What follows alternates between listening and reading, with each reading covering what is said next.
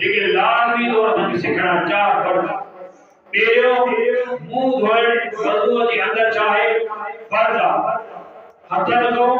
घुटन समेत बाहु धोइण वज़ू जे अंदर फर्ज आहे मथे जी चोटी हिस्से जो मसो करण ये वज़ू जे अंदर फर्ज आहे पैर भेरन ताईं धोइण ये नमाज जे अंदर वज़ू जे अंदर फर्ज आहे चार फराइज़ वज़ू जे अंदर मुनाज़िर जेके हर मुसलमान आकिल बालिग जो फर्ज आहे जेके ॼाणे उन ते अमल करे तई उन वज़ू ये वज़ू जा फर्ज ऐं मुंह धोतई जदो वार निकरंदा वक्त तो वठी ॾाढ़ी जे खाइदे सॼो मुंह आहे मुंह धोइण यो फर्ज आहे का भी शइ रही मुंहिंजी फर्ज छुटो वज़ू में ते नमाज़ हली हुई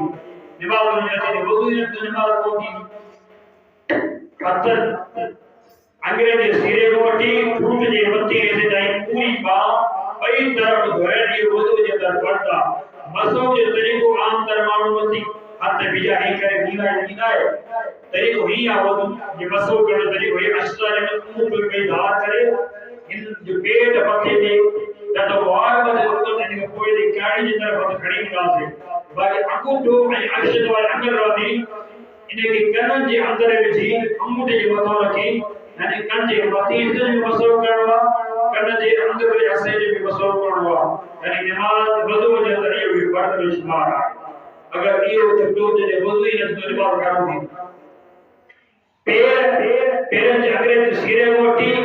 बते मुरे तई पैर वठी वज़ू जे अंदर फर्ज आहे